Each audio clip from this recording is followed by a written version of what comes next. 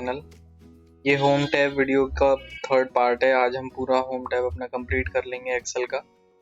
Last time हमने यहाँ तक कर लिया था फाइंड और रिप्लेस तक। आज हम थोड़ा सा रिप्लेस और फाइंड को और थोड़ा सा एडवांस लेवल पे देखेंगे। तो जैसे मैं फाइंड में चला जाता हूँ, फाइंड के लिए आप कंट्रोल F का भी यूज़ कर सकते हो। मैंने फाइंड में जाकर यहाँ पर सर्च करा कि कहाँ कहाँ पर 150 लिखा हुआ है। जैसे मैं फाइंड ऑल करूँगा, पूरा का पूरा यहाँ पर डिटेल आ जाएगी कि कितनी बार 150 आपकी पूरी की पूरी शीट या पूरी वर्कशीट में लिखा हुआ है। तो सपोज़ करिए मैं 150 को कॉपी कर लेता हूँ, मतलब अभी जानबूझ के यहाँ पेस्ट कर लेता हूँ। अगर आपको कॉपी करना है तो आप यहाँ कंट्रोल C कर सकते हो और जिस सेल पे आपको ये 150 पेस्ट करना है, एंटर प्रेस करोगे तो अपने आप पेस्ट भी हो जाएगा ये। तो अब मैं ये 150 रेड कलर से मार्क आउट कर देता हूँ, ये वाला भी 150 मार्क आउट कर देता हूँ और ये वाला भी मार्क आउट कर देता हूँ। अब मुझे एडवांस फाइंड करना है कि 150 तो फाइंड करो कि कहाँ कहाँ पर 150 लिखा है, पर सिर्फ और सिर्फ जो रेड कलर में 150 लिखा हुआ है वो फाइंड चाहिए मेरे को, वो फाइंड करिए। तो मैं ऑप्शन में जाऊँगा। ऑप्शन में जाने के बाद यहाँ पर मैं फॉर्मेट पे चला जाऊँगा। यहाँ पर मैं फॉन्ट में जा कर के इस वाले कलर पे रेड दे के ओके कर दूँगा और अब मैं फाइंड ऑल करूँगा तो आप देखेंगे कि यहाँ पर सिर्फ थ्री सेल्स ही दिखा रहा है, क्योंकि मैंने यहाँ पर एक कंडीशन लगा दी है अपनी कि मेरे को 150 का ही जो रेड कलर से है उसी की सिलेक्शन चाहिए। आप ऐसे भी कर सकते हो। अगर आपको पूरी वर्कबुक में देखना है तो फाइंड वर्कबुक फाइंड ऑल करोगे तो भी यहाँ अवेलेबल हो जाएगा। अगर आपको ये रेड कलर हटाना है तो यहाँ से जाके क्लियर फॉर्मेटिंग भी कर सकते हो। अब मैं फाइंड करूँगा तो यहाँ पर 11 सेल फाउंड हुए हैं, क्योंकि आप देखेंगे कि और भी जो शीट्स हैं उनमें भी 150 लिखा हुआ होगा, जैसे ये। ये तो हमने सीख लिया। अब मैंने ये वाले को येलो कलर से मैंने जो इसका सेल कलर है वो कर दिया। तो अब मुझे सेल कलर के हिसाब से ढूंढना है, तो मैं फाइंड में चला गया। यहाँ पर 150 तो लिखा रहेगा। फॉर्मेट में जाकर के आप यहाँ फिल में येलो कलर दे सकते हैं और ओके करोगे। जैसे ही फाइंड ऑल करोगे फिर से अगेन जो भी येलो कलर के पोर्शन वाले 150 सेल लिखे होंगे बस उन्हीं की सिलेक्शन देगा। गाइज यही था एडवांस फाइंड, बस इसमें इतना ही था। उसके बाद यहीं पर आता है रिप्लेस में। अब ये कह रहा है कि ये जो 150 जो येलो वाले आपने फाइंड करे हैं मेरे को वो किससे रिप्लेस करने हैं। तो जैसे ही मैं जाऊँगा यहाँ पर रिप्लेस में नंबर लिखूँगा, मेरे को ये 250 से रिप्लेस करने हैं। और 250 का कलर क्या चाहिए आपको, तो सपोज करिए मैंने इसको डार्क रेड लाइट ले लेते हैं, लाइट ये वाला कलर, और फॉन्ट में चाहता हूँ रेड में थोड़ा सा डार्क रेड ले लेते हैं। Okay, replace all. तो आप देखोगे यहाँ पर ऑटोमेटिकली जो भी येलो पोर्शन में 150 लिखा हुआ था वो यहाँ पर रिप्लेस होकर इस वाले कलर और 250 में वो चेंज हो गया है। गाइज इसमें इतना ही था फाइंड और रिप्लेस में। ये एडवांस लेवल का फाइंड और रिप्लेस था। उसके बाद यहाँ पर आ जाते हैं हम लोग गो टू स्पेशल में। अब गो टू स्पेशल में क्या होता है कि यहाँ पर देखोगे आप, मैंने इसमें कहाँ पर फॉर्मूले लगा रखे हैं, मुझे ये चेक करना है। तो जैसे ही मैं फॉर्मूलाज पे क्लिक करके ओके करूँगा तो ये कहेगा कि इस वाले पर्टिकुलर पूरे के पूरे सेल में आपने क्या लगा रखा है, फॉर्मूला लगा रखा है।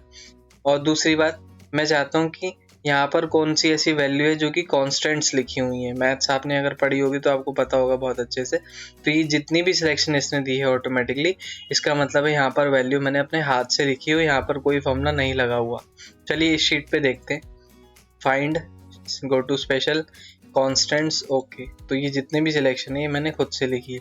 सपोज करिए कि मैंने यहाँ पर फॉर्मूला नहीं लगाया और खुद से ही आंसर लिख दिया, तो अब जाकर अगर मैं चेक करूँगा गो टू स्पेशल में कांस्टेंट में, तो ये इसका मतलब है कि यहाँ पर ये फॉर्मूला नहीं लगा हुआ, बल्कि यहाँ पर आपने खुद से वैल्यू पुट कर रखी है। और भी बहुत सारी वैल्यूज़ हैं यहाँ पर। ब्लैंक्स कहाँ पर है, लास्ट सेल आपने कौन सा काम किया, तो ये मेरा लास्ट सेल वर्किंग था जहाँ पर मैंने काम करके क्लिक किया था। फिर उसके बाद और गो टू स्पेशल में जाएंगे, visible cell only, column differences, precedents, dependent. ये आगे आने वाली शीट में जैसे जैसे मैं बढ़ाता जाऊंगा रिव्यू व्यू फॉर्मूलाज, वहाँ पर ये करवाता जाऊंगा। फिर उसके बाद आते हैं यहाँ पर, जैसे कि कंडीशनल फॉर्मेटिंग है। अब इसका मतलब क्या है, जैसे मैंने इस पे सिलेक्शन लेके ना इतने सपोज करो हाफ पोर्शन पे कंडीशनल फॉर्मेटिंग लगा रखी है और ओके कर दिया, तो अब देखने वाले को लगेगा कि पूरे के पूरे टोटल के सेल में कंडीशनल फॉर्मेटिंग लगा रखी है।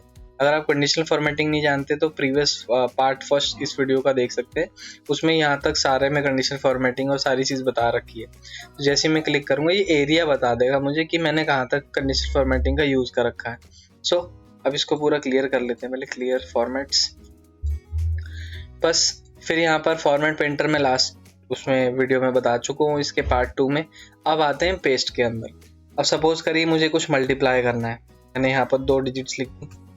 अब मैं 20 को 30 में मल्टीप्लाई करना चाहता हूँ, मैं 20 को कॉपी कर लूँगा यहाँ से और 30 पे क्लिक कर दूँगा।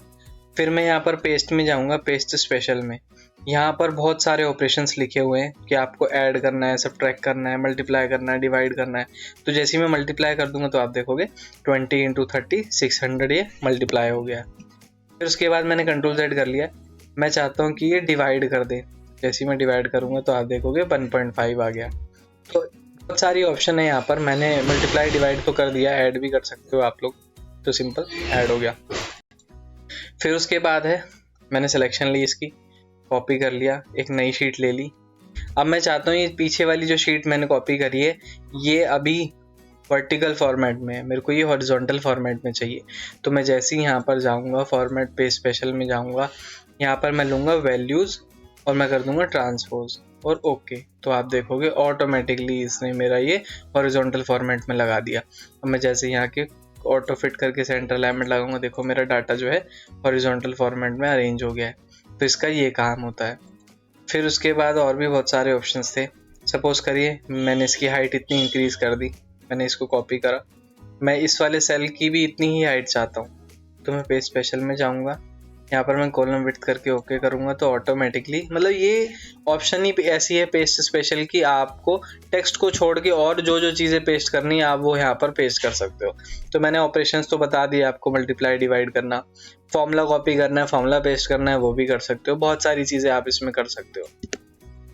फिर उसके बाद आते हैं, ये तो ख़त्म हो गया हमारा होम पर्टिकुलरली तो ख़त्म हो गया। फिर उसके बाद इंसर्ट शुरू कर लेते हैं हम लोग। पाइवट टेबल बहुत बड़ा प्रोसेस है, इसके लिए मैं अलग से आपकी एक वीडियो बना दूंगा। हम लोग यहाँ टेबल से शुरू करते हैं।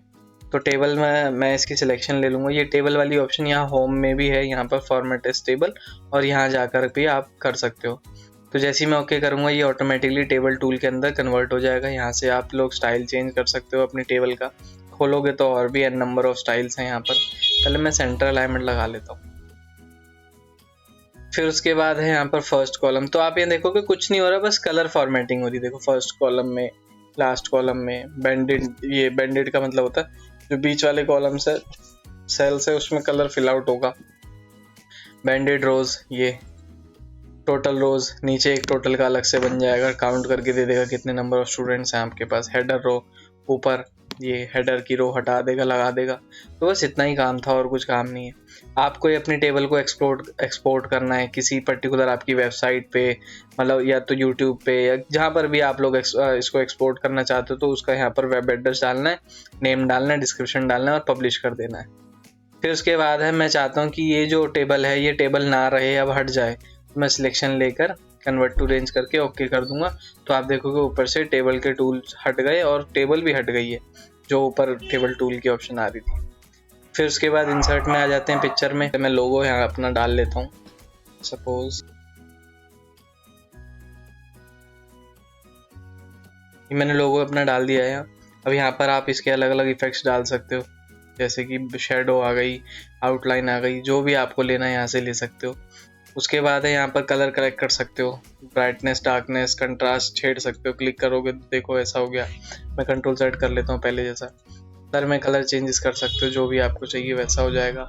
फिर उसके बाद है रिमूव बैकग्राउंड, तो बैकग्राउंड रिमूव हो जाएगा। जैसे ओके करूँगा तो देखोगे आप यहाँ पर बैकग्राउंड रिमूव हो गया है। चेंज पिक्चर, मुझे पिक्चर पसंद नहीं आ रही तो मैं यहाँ पर चेंज भी कर सकता हूँ पिक्चर को। जैसे कि मैं ये वाला लोगो ले लेता हूँ तो उसकी जगह ये वाला लोगो आ जाएगा, तो कंट्रोल Z करके वही वाला अपना ले लेते हैं। फिर उसके बाद है कंप्रेस पिक्चर। कंप्रेस पिक्चर में आप इस ईमेल की ये इमेज की रेजोल्यूशन को डाउनग्रेड कर सकते हो।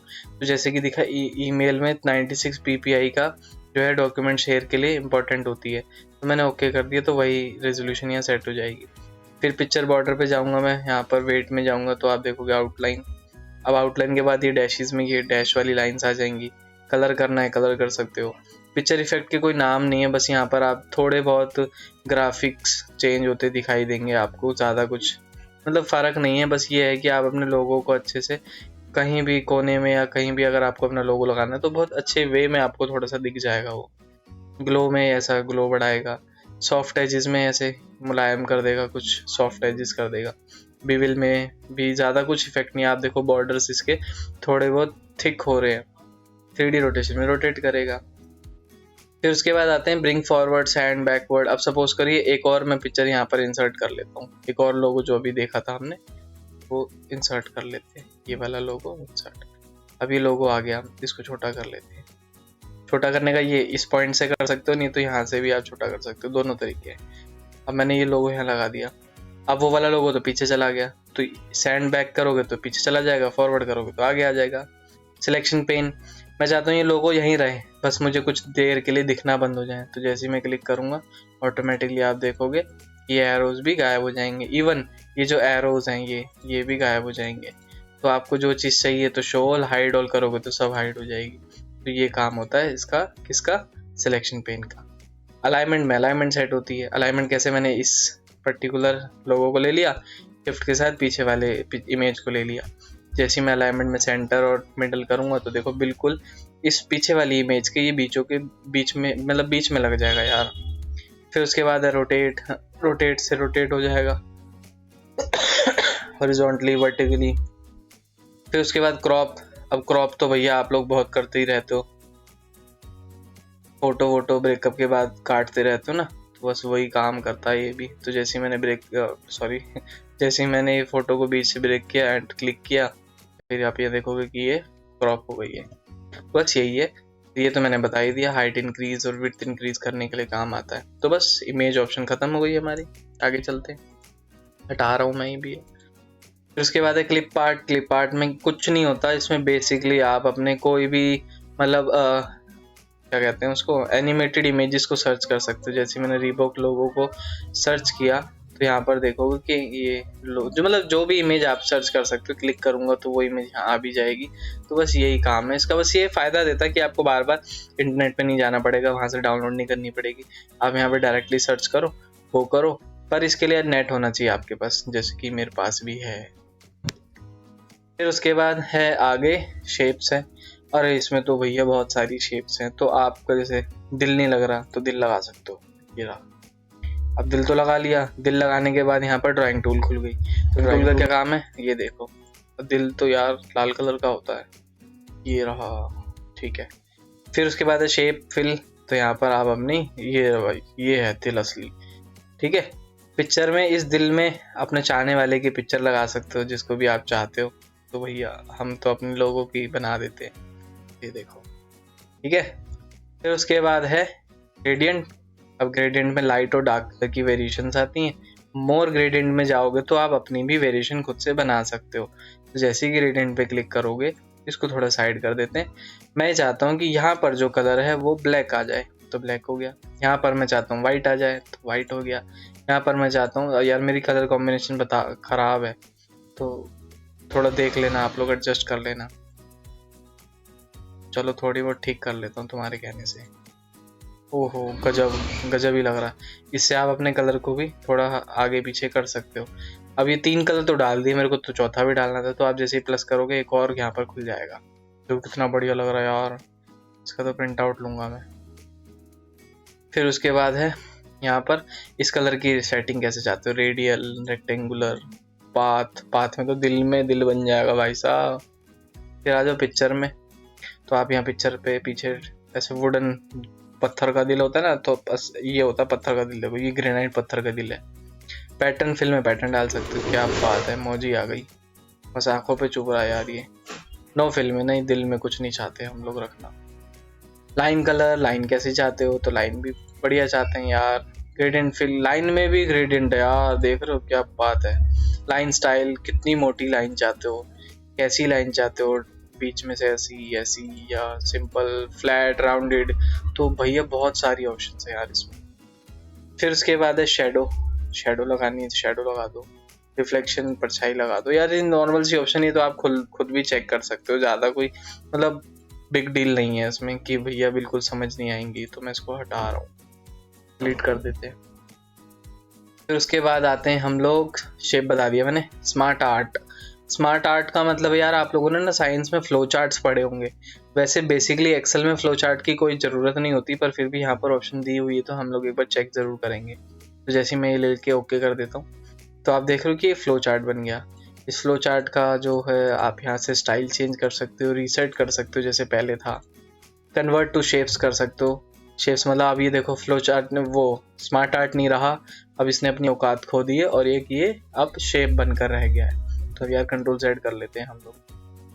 फिर कलर वलर चेंज कर सकते हो, फिर यहाँ से फॉर्मेटिंग चेंज कर सकते हो, पसंद नहीं आया आपको राइट टू लेफ्ट ऐसे चेंज कर सकते हो। टेक्स्ट पेन ये अब आप कुछ जैसे मैंने 1 2 और 3 लिख दिया तो आप ये टेक्स्ट पेन हटाना चाहो हटा दो, बुलेट डालने बुलेट डाल दो, एक शेप और डालनी तो ऐड शेप आफ्टर। तो बहुत सारी ऑप्शन है, नॉर्मल है, मूव अप मूव डाउन करोगे तो नंबर्स भी मूव अप मूव डाउन होंगे। तो बस रीसेट कर देते हैं, इसको हटा देते हैं। फिर उसके बाद आते हैं स्क्रीनशॉट पे। तो आपको स्क्रीनशॉट लेना, जैसे मैं क्लिक करूँगा ये डाउन हो जाएगी और मैं यहाँ पर अपनी पर्टिकुलर लोगो का स्क्रीनशॉट लेके वहाँ पर लगा सकता हूँ। एक तरीका ये है यार। दूसरा तरीका स्क्रीनशॉट का है, आपके कीबोर्ड में प्रिंट स्क्रीन की एक की होती है जिसका नाम PRTSC से भी होता है, कईयों में PS भी लिखा होता है कई कीबोर्ड में। तो उसको प्रेस करना है, हो गया स्क्रीनशॉट। अब स्क्रीनशॉट तो हो गया, नज़र तो नहीं आ रहा, तो नज़र लाने के लिए Ctrl V दबाना पड़ेगा। तो ये देखो ताज़ा ताज़ा स्क्रीनशॉट। सो गाइज इस वीडियो की लेंथ बहुत बड़ी हो जाएगी, तो इस वीडियो को हम लोग यहीं ख़त्म करते हैं। Thank you for watching the video and do like and share the video.